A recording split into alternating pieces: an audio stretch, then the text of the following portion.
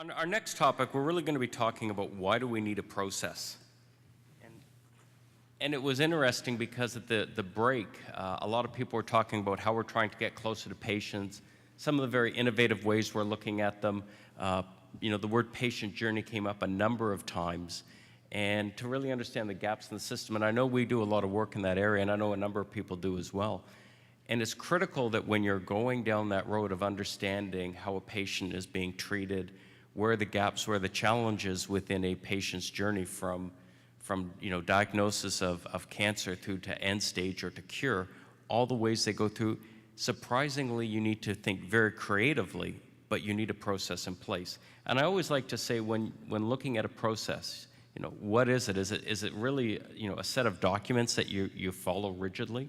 Is it a checklist that if you haven't done, you can't move on? If you've seen my office, is it a binder, or books that sit on a shelf of a course you take?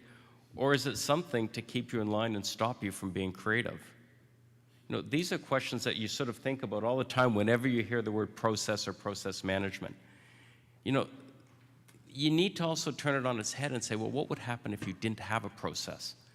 What would your organization be like? What would your patient journey be like that, you've called us up and we've mapped out? What would it be like if we did not break things down into a process? Well, the reality is you would need to reinvent the wheel every time. The idea of having a process, whether it be a people process, a company process, a patient journey process, is to understand what is going to come up, to handle the simple problems every day, so you actually can spend your time thinking about what you need to do, thinking about the value you're trying to drive, and not redoing this stuff time and time again. A process is really critical. Why? Because it tells you what you need to do in big strokes, how you need to do it, who is doing it. I mean, that's often something we sometimes forget. Who is the person responsible for doing this? There was an acronym up earlier today that I know we've used before in terms of, from Roche, exactly, RACI, which is following the very same idea. It's exactly what you need to do, and who needs to be told. I mean, it sounds simple, but if you don't have a process in place, if you don't think in a process, things as simple as, organizing a meeting or as complicated as a patient journey will quickly fall apart.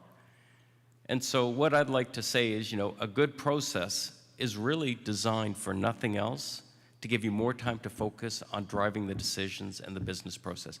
We see that all the time when we do patient journey work. When people come forward or companies come forward and ask us, and they haven't thought out the process, half of our time is helping them develop a process so they get the answers to drive the decision. And at this point, what I'll be doing is I think I'm turning over to you, Steve. Well, I'm turning over to you, Steve, for the next phase. So thanks.